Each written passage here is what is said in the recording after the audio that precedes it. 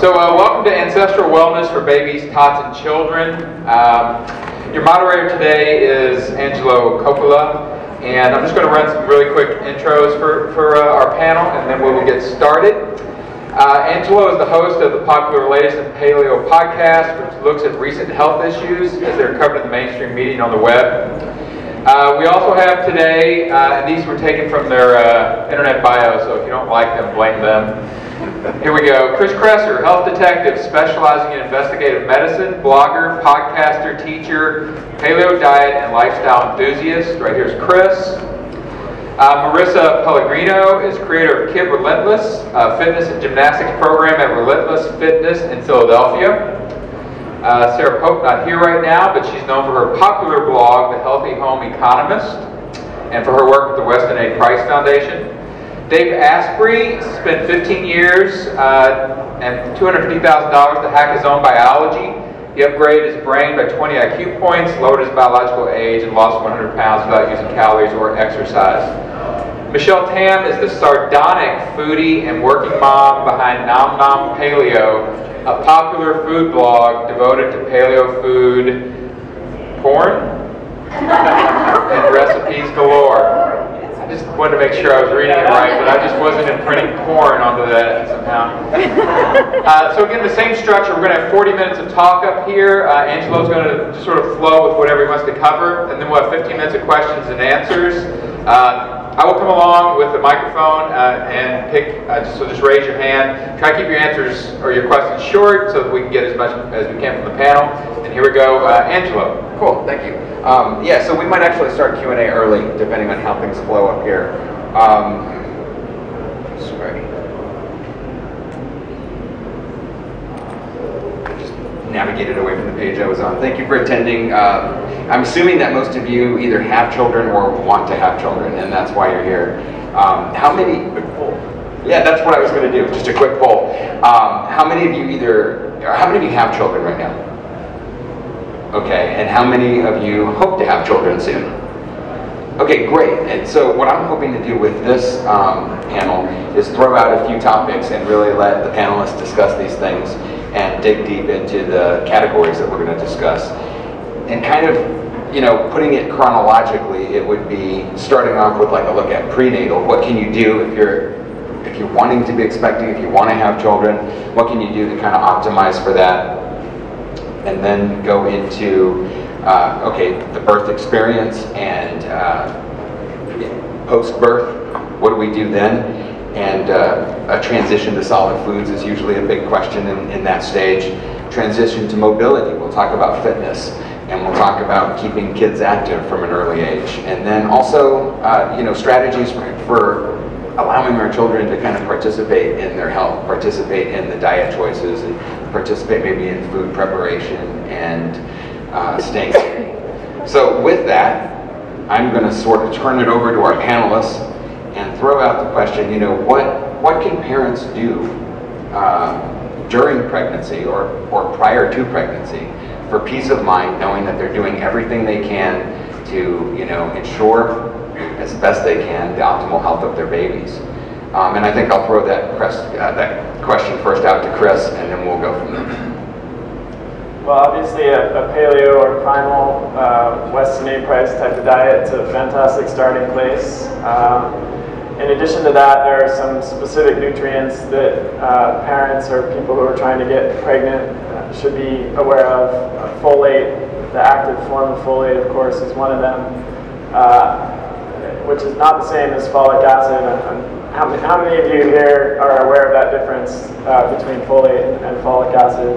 So folic acid is the synthetic form of folate. It's not really found in any foods in nature, and it's processed in the body differently and isn't handled in the same way. And when it's unmetabolized, it can cause some problems. So you want to make sure to get additional folate in your diet, and that can come from liver, like particularly chicken liver is a really high source of folates, and dark leafy greens. But it's pretty hard to get enough folate unless you're eating those foods, so I generally recommend supplementing with a little bit of additional folate. It's probably also a good idea for a woman who's trying to get pregnant, or just when they get pregnant, to get a basic blood panel and check for iron. and B12, magnesium, vitamin D levels, some of the more important micronutrients that are all really essential to supporting a healthy pregnancy and a healthy birth.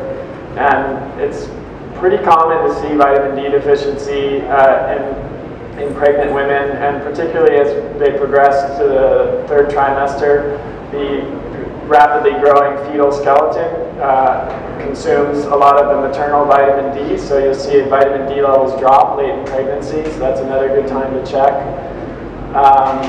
But overall, I would say if you're following a pretty healthy primal paleo type of diet and you're paying attention to these micronutrients that I've just been talking about, that's enough, and it's been enough for a really long time. And you know, this isn't we're talking mostly about food today, but I actually think that stress management and having fun, enjoying your life, doing something to manage the stress that you have in your life is really important during pregnancy, and it's one of the things that I see in my patient population that's not done enough. Pregnancy can be a stressful time. Getting pregnant, especially if you're having problems getting pregnant, can be really stressful. And stress can affect the body in a number of negative ways. So even though this is ostensibly a panel about nutrition, I think that stress management is really crucial, and not worrying too much about what you're doing once you're doing the right things. So you mentioned the Western price diet as being sort of a good template, and then you also mentioned paleo, but paleo is not necessarily as well defined as Western price. So how about like would a low carb paleo approach be okay during pregnancy? Well, the key differences between Weston A price and paleo are that Weston A price includes properly prepared grains, which, you know, I don't necessarily. Some people seem to tolerate those okay, and other people don't, so I don't really want to get into a discussion about that. But Weston A price is more intentional about what specific nutrients might be beneficial for fertility and pregnancy than the paleo diet is. So for example, there's a big focus on organ meats, and particularly liver. Liver is the most nutrient-dense food pound for pound on the planet. It's high in all kinds of micronutrients that are really hard to get from other foods. And the fact is, very few people eat organ meats in our culture anymore. It used to be pretty common, but nowadays not as much. So Weston A price is pretty vocal about that. And then grass-fed dairy is another thing that's not strictly paleo. It's a Neolithic food, but grass-fed dairy has a lot of nutrients that are really important for pregnancy, like the fat-soluble vitamins, like vitamin A, vitamin D, vitamin K2 is found in butter oil and butter, and K2 is really important for the proper development of the skeleton and the face and the facial structure. It's not really in many other foods besides grass-fed dairy, so if you're not eating grass-fed dairy and you're on a strict paleo diet, it's probably a good idea to supplement with about 1 milligram of K2 in the MK4 form. So yeah, Weston A price is just a little bit more focused on specific superfoods than I think the general paleo diet is. As for the low carb paleo diet, I actually think that most women will do better eating a moderate amount of carbohydrates during pregnancy, because carbohydrate or glucose is needed to convert T4 into T3, which is the active form of thyroid hormone. And having a healthy thyroid function throughout pregnancy is a good idea. And if someone has a specific reason to be on a low-carb diet, like if they have type 1 diabetes or type 2 diabetes or have problems with blood sugar, that's one thing, but I don't think a low-carb diet should be the default approach for women otherwise.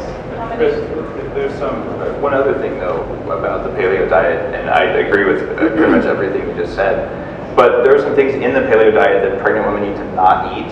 And in my bio, we didn't mention this, but I have a book coming out, the Better Baby book, that has 1,300 references, that was co-written by my wife, who's a physician. And about 1/3 of the book is what not to eat when you're pregnant. And this comes down to things called mycotoxins and biogenic amines that are present in paleo foods, things like beef jerky, some fermented foods. So if you're eating foods that are high in histamine or spermine or other types of amines, you can actually trigger more of an allergic response, you can trigger inflammation. And mycotoxins are known in the cattle raising industry, particularly in pigs, to cause abortions and miscarriages. So the quality of the paleo food you eat becomes far more important during fertility planning and during all phases of the pregnancy. So if you think you're doing all right to get the on sale because it's old grass-fed meat when you're pregnant, actually you're not. You need to be extremely careful about that. And we've actually gone through and sort of isolated foods that are likely to be contaminated with mycotoxins during their production and ones that aren't. The good news for us paleo people is that the foods most likely to be contaminated are grains and corn, which we don't eat, right? Sadly, the animals that eat those do bioaccumulate the xenoestrogens, which really wreak havoc on, say, the male or the female child you're going to have. High levels of estrogen are introduced also into our beef. If it's not grass-fed, or if it's not organic even, sometimes they put a waxy tablet in the ear of a cow. The waxy tablet is actually called zeranol, which is the trade name for zearalenone, which is a potent synthetic estrogen that comes from mold that grows on grains. They purify it, they put it in the cow's ear, and then the cow bioaccumulates that. And that's why when you're pregnant, you should not eat grain-fed meat. And if you're starving to death and you're going to throw up because you don't have something to eat the filet mignon because it has the least fat in it if it's grain-fed. That's just terribly important. A huge percentage of abortions and miscarriages, or say spontaneous abortions or miscarriages that happen in human beings, I'm fully convinced are caused by these toxins in our food. Very interesting. Any other panelists have anything to add about the pregnancy or pre-pregnancy period? Good question. Just how do you define low carb? I'm talking about below 50 grams a day. So, for 50 someone grams or below. Just for someone in my circumstance who was metabolically deranged, not necessarily dealing with any sort of diabetic treatment, but for me, I feel best at around 80 carbs. Do you think that that would be like a healthy place? Okay. Just curious. So let's move on maybe to the childbirth section, and I spoke with Dave before, and he has some ideas about this that he wanted to talk about, epigenetics and how important the childbirth experience is for the baby. So I'd like to hand it over to you now. Go ahead. Well, Chris talked about stress during pregnancy, which is another of the pillars that we considered both for our own kids and just in designing the program. And it turns out that stress affects the baby, and sort of simplifying epigenetics, there's a decision that's made in how genes are expressed that comes down to, am I going to be in growth mode, or am I going to be in protection mode? So a mother who's constantly stressed, or a baby who feels constantly stressed, will genetically feel like its species is under threat and will evolve in a way that's less expansive. And what our goal is as parents is to develop children who are able to express their full selves versus worrying literally when they come out about how do I protect myself. The birthing experience is terribly important for epigenetics as well as for personality formation, and we know this pretty well. So paleo babies from years ago were born pretty much out in nature, and they were not scrubbed and washed and put in a warming chamber. They weren't jabbed in the heel as soon as they were born, and they basically weren't traumatized on the way out. Because of that, my wife, who is an ER doctor, and I decided to have both of our children at home using water birth. And this hasn't necessarily crossed over into the paleo community, but if you're thinking about having children, you think about the way kids were designed to come into the world, and you look at the way they come into the world today, there's a very big divide. And if you look at the fields of pre and perinatal psychology, you can actually predict personality traits of children who are born via C-section or via, say, with a cord around their neck or other things like that. I know, I had the cord around my neck when I was born, and it did affect my personality. I did a lot of work around understanding how that affected the way I viewed the world as an adult. So we understand this genetically, and we understand this psychologically, and it's really important you know that. The other thing to really think about is something called self-attachment. It turns out that babies evolved when they come out. If you don't wipe them down, scrub them nicely, make sure they're all pretty and pink for the Gerber commercial, they'll lick their hands when they first come out. It's amazing. And what they're doing is they're smelling amniotic fluid on their hands. And if you set a baby on mommy's tummy right here, right after birth, before you've even removed all the afterbirth, the baby will slowly raise its head, And it will taste its hand and it'll smell for nipples, because nipples smell like amniotic fluid. And what happens then over the course of about 20 minutes is that baby on its own will push for the first time in its life, learning how to move. It'll push its way up and raise its head for the first time ever and self-attach onto the nipple. When a baby does that, you see this just amazing, it actually kind of makes me like almost cry, like an amazing just sense of satisfaction. The first thing the baby did on its own was to find food. While it's doing that, it's pushing on mommy's tummy, which helps the muscles to contract and to push out what's left of the birth. Most kids never get to do that, but you who are paying attention to this stuff can actually do that for your kids, and it's worth it. Excellent. And did any of the moms on the panel have anything to add about maybe the pregnancy experience and the delivery experience? I can talk about it from the opposite perspective, which is that I was very uneducated the first time I got pregnant, and I had a doctor who was over 300 pounds who told me I couldn't birth a baby and it was a risk to the baby's health, and advised me that he did not want to let me go into labor. And like any mom concerned for the health of her first child, I said, okay, I want to do the best thing for my baby. Like, if you say this is dangerous for my baby, then that's what we're going to do. And it sucks, and I wish I could go back in time and learn my lesson a little bit earlier. Once you have a C-section, it's really harder in the medical community to not have another C-section. I found a really great doctor, and I almost had a VBAC with my second. The cord was wrapped around his neck so tightly that he wouldn't come down. So, but at least I got to go to birth, and I had a doctor that I trusted, and I kind of learned my lesson. But I would say that I successfully breastfed 100% all 3 of my C-section babies.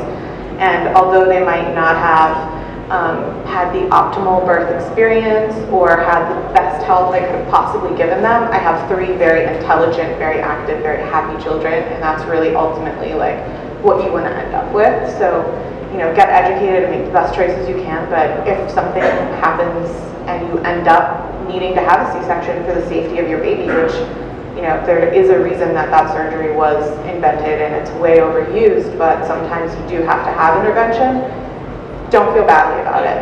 Just kind of move on. There's something you can do. Yeah, I think we personally had the experience where my baby was born prematurely, and she and my wife had to have a C-section. And one of the hardest parts was exactly what Stacy said. Just my wife just feeling so bad that things didn't go according to the plan. It was going to be a home birth, and it was going to be all of the things you talked about with the baby on her immediately, and it was pretty much the exact opposite of that. And the hardest thing, I think, for her was that sort of, she felt like she let herself down, let the baby down, let us all down.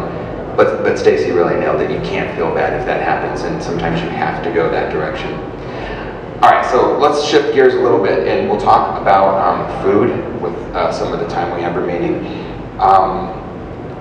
Everyone on board with breast milk, I imagine, right, as being the best food for babies.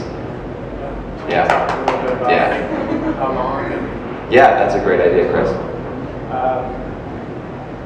Most of the studies, and there's a lot of literature on this, suggest that breastfeeding exclusively for 6 months with no other food at all is a good idea, and that complementary breastfeeding, meaning continuing to breastfeed supplemental with food until 22 to 24 months, is optimal. And then beyond that, there isn't much evidence of any additional health benefit from continuing to breastfeed beyond 24 months, but it just becomes a personal choice. Some women choose to continue to do it, others don't. But the 6 months of exclusive breastfeeding is crucial. There are a lot of studies that show that if you introduce food before that, the risk for different health conditions rises, and there are a lot of issues that can happen there. And then if you stop complementary breastfeeding too soon, a similar thing happens. Of course, we're using guidelines, and not everyone's going to be in the exact same situation, but that's kind of a rule of thumb.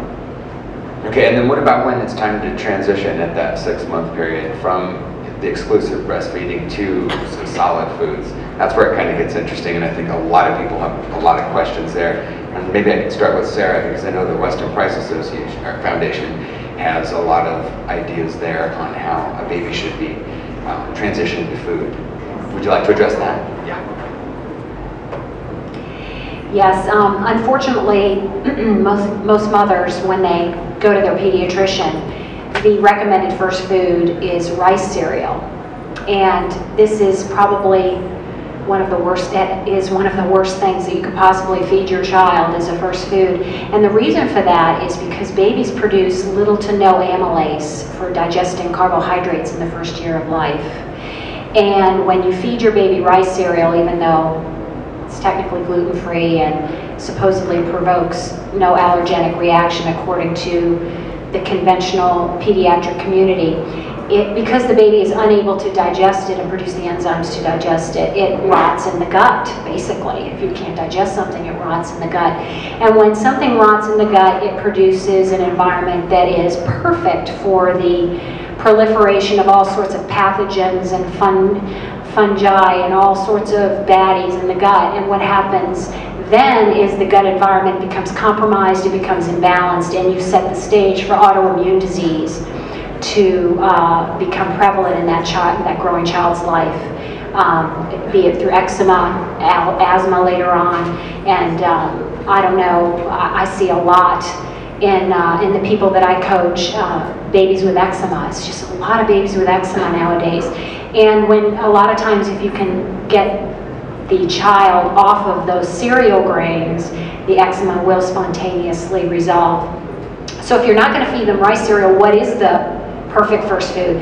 Well, according to the research of Dr. Weston A. Price, who studied 14 non-industrialized societies back in the early 1900s, these very healthy societies that had very healthy children without any autoimmune problems or developmental problems of any kind, they focused, the first foods were what's called the sacred foods. And each society had different sacred foods, but these foods were focused on ones that were high in cholesterol, such as for mental development, such as liver, such as egg yolks, and foods of that nature, that were fish eggs, things that were easy for the baby to digest, and things that would encourage the neurological development of the child.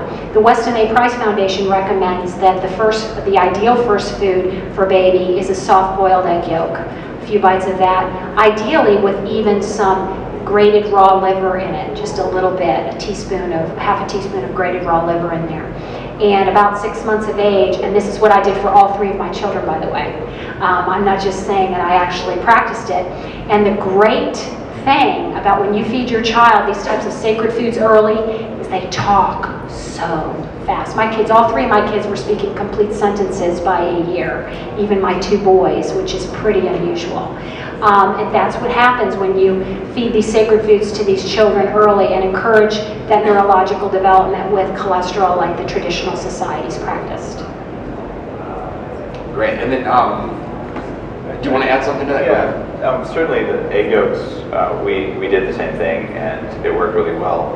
I also added low temperature processed, grass-fed collagen peptides from beef. Basically, this is a form of gelatin, but it's a less inflammatory form of gelatin than you would get even from a bone broth where you fully denatured the protein. So this is enzymatically broken up.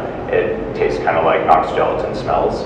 Kids, if they're willing to eat grated liver and raw egg yolks, this is no big deal. So my kids got basically that in a bottle with water and a small pinch of salt once or twice a day for the first couple of years after they started having something beyond breast milk. And collagen is important because it's the matrix that supports the development of your bones, and it supports all of your organs, and it's your skin and your hair. So in terms of core building block proteins, collagen peptides, particularly low molecular weight ones that don't require a lot of digestion to be absorbed, seem like a really optimal food for infants, and that's the way we went. MCT oil also was something that we used. We used a little bit of this. MCT oil is an extract of coconut oil, and we put a little bit of that in there because for the first 7 years or so of life, the way fatty acids get into the brain of a child is they're actually broken down into ketones, then reassembled inside the brain of the child. It's not like you eat saturated fat and it goes into the brain as a saturated fat. The only thing that gets through there are ketones. MCT just so happens to make ketones most efficiently. So this was another thing that we did to help both by giving Lana, my wife, that so that her breast milk would be higher in MCTs. We gave it directly to our kids so that they would have that extra boost to get it into their brain earlier. Okay, so anything to add? Just that there's a lot of variation. I see in my patient population, and I think the guidelines are a good starting place, and some kids I know will not react well to egg yolks. A lot of kids tend to vomit after egg yolks, young babies who follow that recommendation. It's not something to be concerned about. Just move on to the next food. Meat and fat, babies are already equipped to digest from a pretty early age. They produce hydrochloric acid, they make bile, and they're able to break those things down. As Sarah said, they're not able to digest carbohydrates until a little bit later on in childhood. So starting with liver, organ meats, any other kind of meats, saturated traditional fats. Bananas are probably one of the first fruits you can introduce because they have amylose, and so that you don't really need as much amylase to break them down. So that can be one of the first fruits to be introduced. I think in a general sense what I would say is, again, it's do the best you can. Don't worry too much about it. As long as they're getting good breast milk and they're getting a lot of nutrient-dense traditional foods, if it doesn't happen in exactly the way that it's laid out, in some of the guidelines, it's not going to be the end of the world. There is room for individuality here.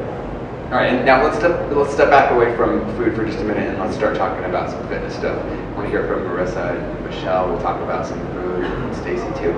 Can I add to that? Please do, please. Yeah. I want to cover, I know Chris said that the recommendation is about 6 months, but I'm a long-standing member of the HA League, and I've been kind of leading and guiding women on that transformation for a long time. And I think it's really important, just like you learn your own body and how to eat optimally, to watch your baby for the cues that say when it's an appropriate time. I know one of my sons didn't actually eat solids until he was 8.5 months old because he wasn't ready.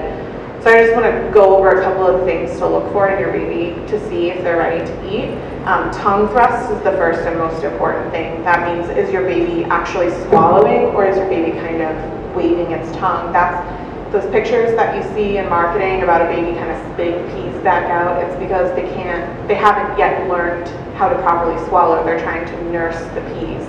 So if your baby is, spitting the food back out, your baby's not ready. If they can't swallow, I don't care if they're 9 months old, they're not ready. Your baby should be sitting up entirely on their own without support. So, this core kind of muscle and development is essential for being able to chew and swallow your food and digest it properly. So, don't just put your baby with weak muscles in a high chair and kind of prop them up in a bumbo and say, okay, it's ready time to eat. Another sign that is good to look for, but that people kind of think is a correct sign, is having teeth. So, when you're talking about giving your babies meat and liver and the kind of things that we as a Paleo Western price people value, just because your baby has teeth doesn't mean it's time to give them those things. So I know, my kids got teeth when they were 4 months old, but they certainly weren't ready to eat those foods. Okay. Anything else? Well, Do you have a mic? I don't have that much to add because I unfortunately came upon paleo late and after my kids were born. But I did breastfeed, and I did it even though I was working night shift, and it was a crazy schedule, but I did manage to do it. But I think my whole take is, it really is never too late. I mean, there's all these great things. If you haven't gotten pregnant, there are all these great tools and theories that you can, decide to take on.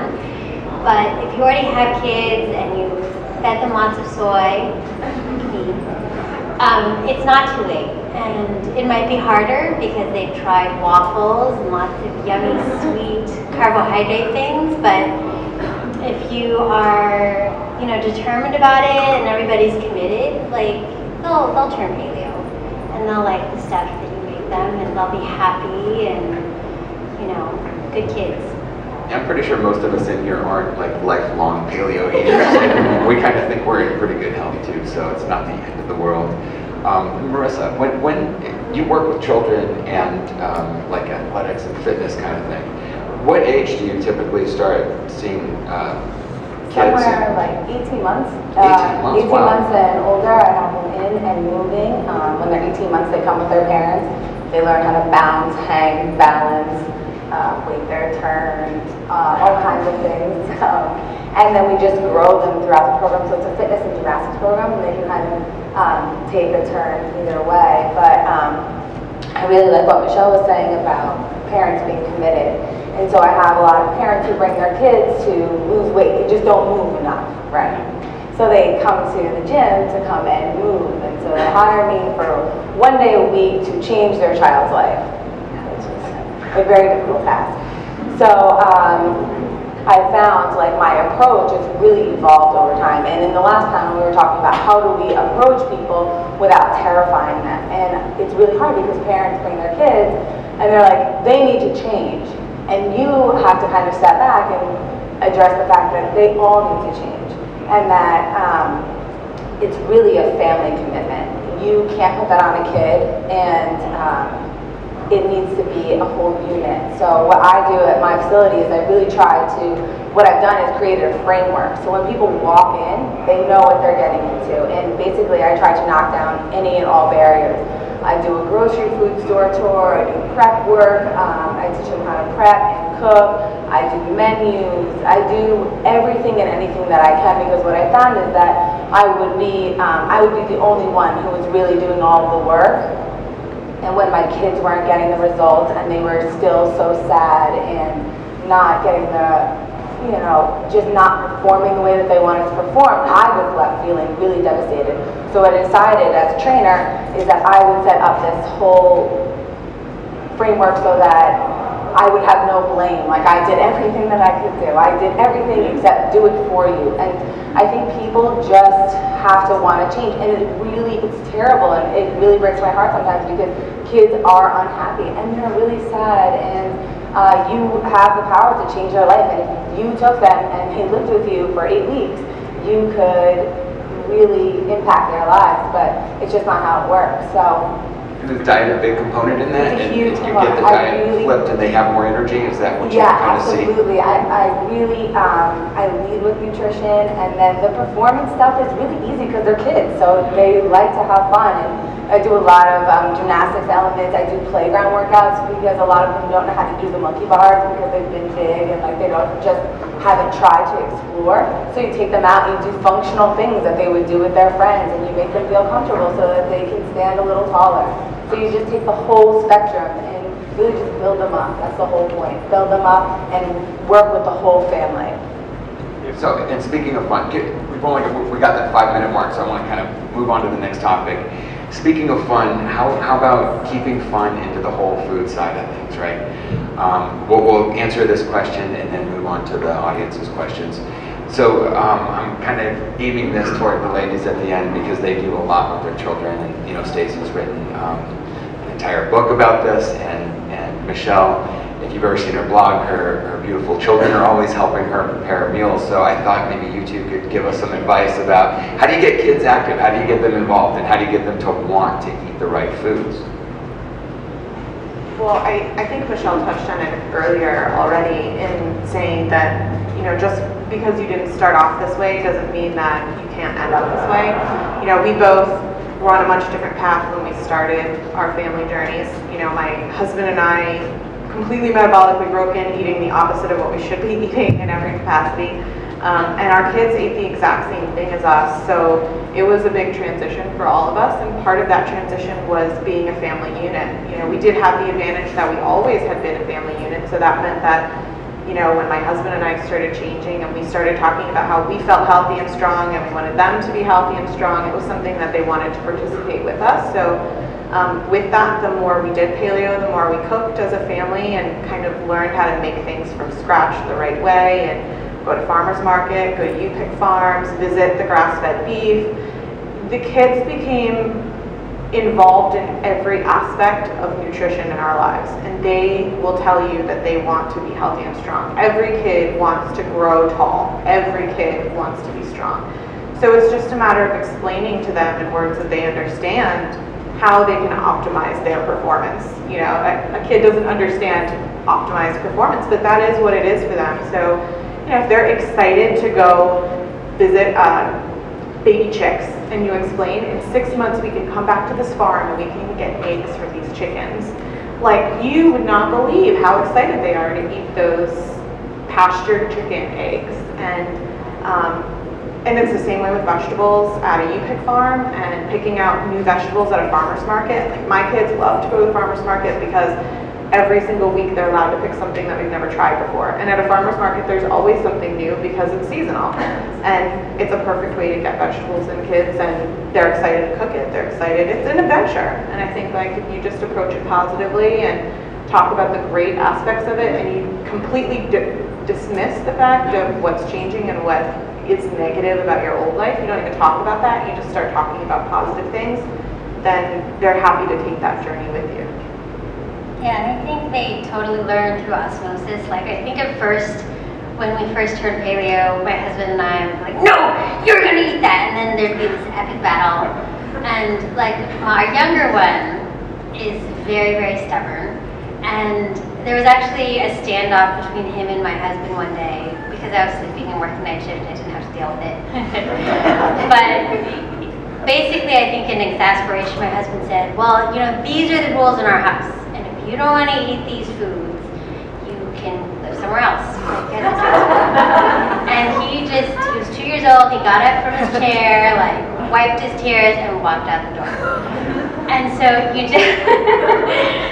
But now he does eat paleo. So it's just like, you know, encouraging it, and they can see that we're happier and healthier. And there used to be times when I wasn't eating paleo. I have this day that I call my flip day because I work 7 night shifts, and then I have to flip on one day that I get off and then sleep that night and then be a normal functioning human being during the day. And on that flip day, I used to be super tired and I almost felt like narcoleptic, and I'd be like, oh honey, mommy has to take a micro nap. And they'd be like, why, wake up? But now I don't feel that. And they know that. They're like, yeah mommy, you know, now we can do stuff on our, you know, on your flip day. And I'm like, well, not that much. Because I probably am not safe on the roads. But you know, it happens, and the kids, like, we don't even say, oh, you can't eat that when you go to grandma and grandpa's. I mean, they'll just pipe up and say, that's not paleo, like, we can't eat that. And so it's, you know, it's kind of nice. Like, I like that they start parroting us, and they're learning, and, you know, they're happy and they're growing, so don't give up, because it'll happen. There's nothing cuter than your 5-year-old, like, telling someone in your life, you shouldn't eat that, it's not healthy. You know, we were at a Super Bowl party, and he has a cousin who eats like a completely standard diet, and there were treats that we had brought so our kids could have food, which is like the #1 key thing to do, right? Always have stuff that your kids can eat either in your Mary Poppins bag or bring it to a potluck. So we had treats, and some other people had brought like store-bought potluck kind of treats, and the cousin ate one of our treats and was completely happy with it, was like, hey, that was yummy. I want to eat this cake now. And my older son looked at him and said, you just had a dessert. Do you really think you need another? And the cousin, the most miraculous thing is that the cousin goes, I guess you're right. And they ran off to play properly tag outside. Like, that was it. And it's like, okay, my job as a parent is done. I retire, I'm done, I win, it's over. Yeah. Right on. So before we open up to questions, I just want to make sure that, you know, if the panelists came with something that they really wanted to make sure they addressed in this panel, in this session, that they get the opportunity to do that in case we didn't address it, and just to also keep it brief so that we do have the time for questions. Do any of you have anything you want to add? I think I can do it in 2 sentences. If you have the luxury, start at least 3 months before you want to conceive on going on a low toxin, very high fat, high cholesterol diet. 3 months is minimum, 6 months or more is optimal. Anyone else? Go ahead, Sarah. I would like to say, just when a woman is preparing to become pregnant, is pregnant, is breastfeeding and also during the child's growing years, to be sure to focus on the foods that will, and no diet is perfect, particularly if the child goes to school, but if you focus on those sacred foods that will optimize the palate formation of your child, the excellence of physical structure, it makes up for a lot of things that you might be doing wrong or imperfectly, and it's an imperfect world, and that would be vitamins A, D, and K, and the foods are egg yolks, liver, fish eggs, grass-fed butter, some seafood, and organ meats. Please focus on those. Find ways to get those into your child. And make daddy eat them too before pregnancy. That's very important. Nice. We good? All right. Let's go ahead and open it up. Okay, we're open for questions now. Just raise your hand and I'll bring the microphone to you.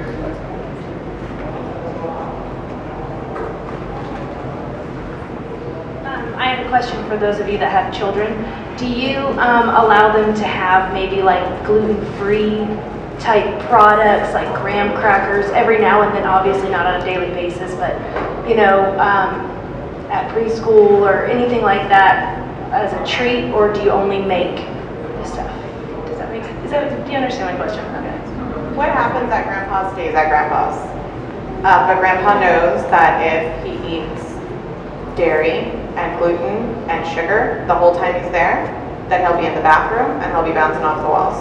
So it took a few months, but my dad finally figured out, like, I'm gonna give him gluten-free ice cream while we watch a movie, but I'll make him eggs and bacon for breakfast. And when they go out, if like we eat, like for their birthdays, we get gluten-free cupcakes. Right, that was my question as far as if it's something super special and they understand that it's a treat, I think that's the most important part, that they understand that this is not something that's ideal for their body. And just like you might sometimes want a treat, kids want a treat too, and I think it's important for their self-confidence to feel like they can make a choice, and it might not be the best choice all the time, but it gives them a little bit of power, and that goes a long way with kids.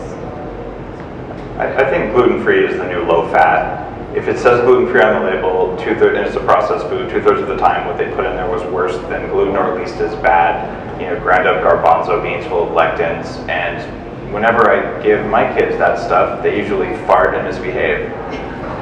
So it's pretty clear from that we ought to be baking it for them, or they do get special treats because they like special treats. Dark chocolate is a very special treat when you're little. They metabolize caffeine twice as fast as adults, so if you give them a little bit of dark chocolate, they'll still be able to take their nap as long as they have a half hour to run it off.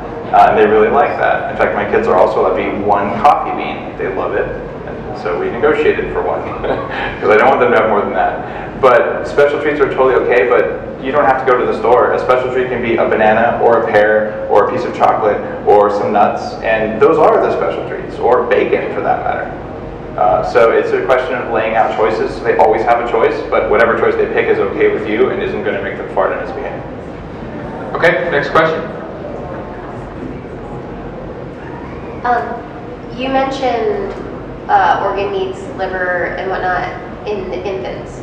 Is that something we want to give our children just growing up as well, or I mean specifically, or is that just part of the early development? It's something mom and dad should be eating too. Organ meats are something that should be part of your diet on a regular basis. We try to eat them in our house 1 to 2 times a week.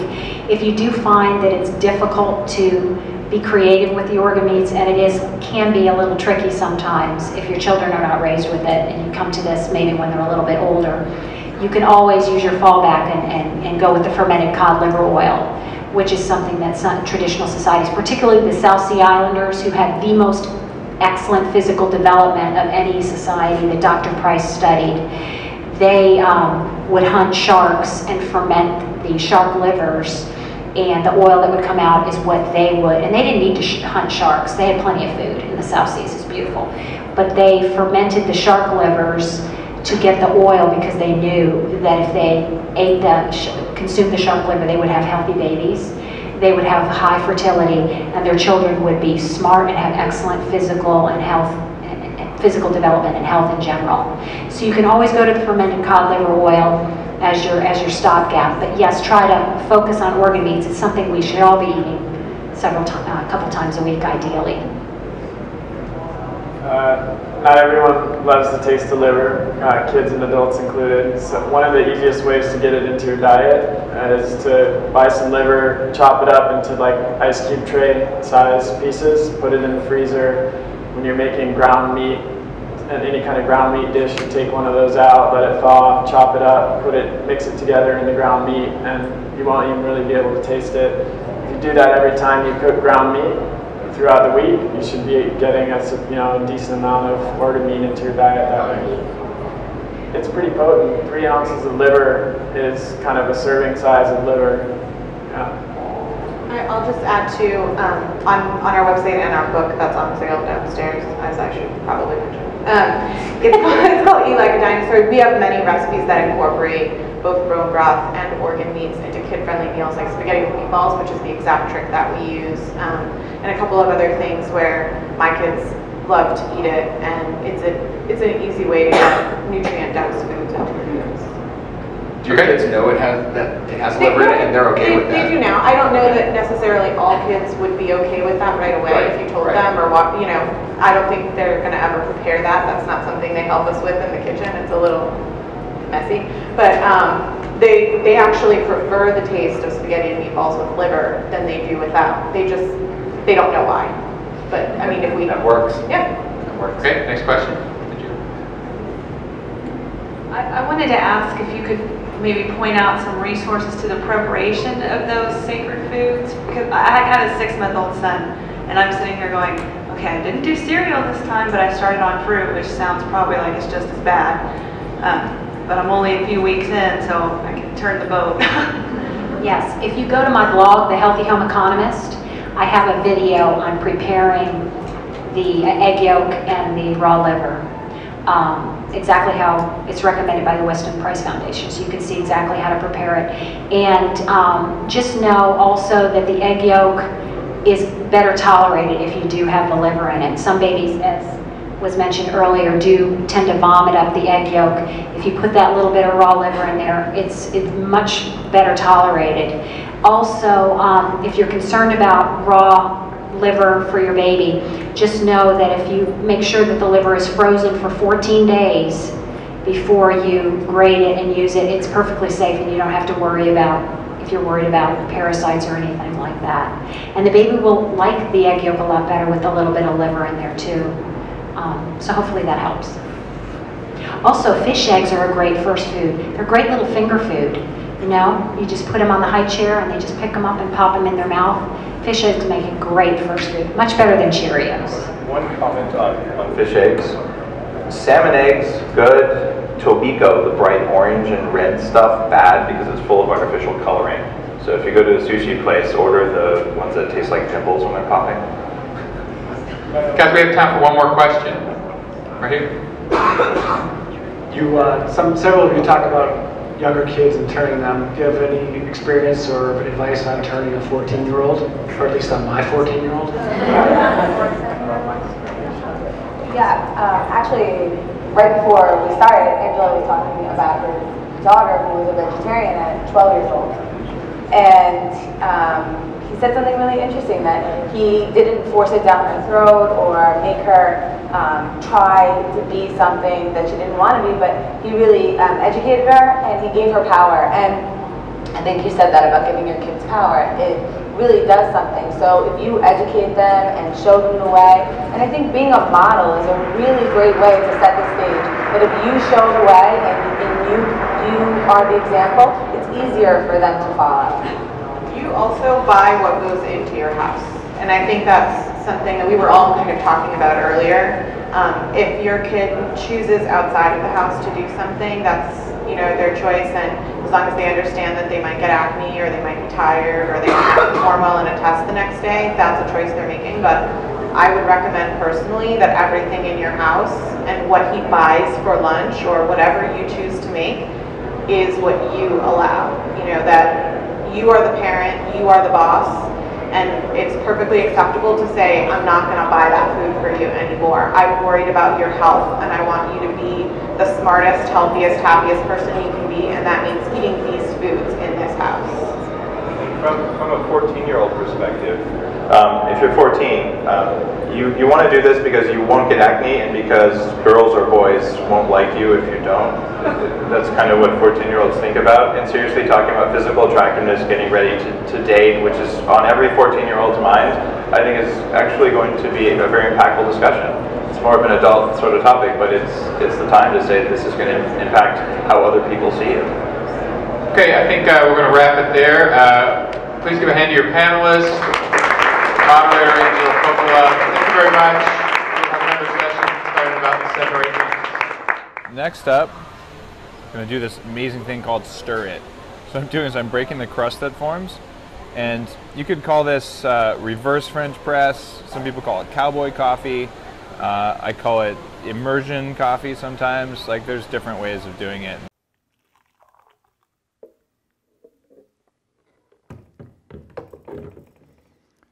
See the head of foam that's formed on it? This is similar to what you get with a latte. There are actually little bubbles still coming to the surface, just like a freshly steamed latte.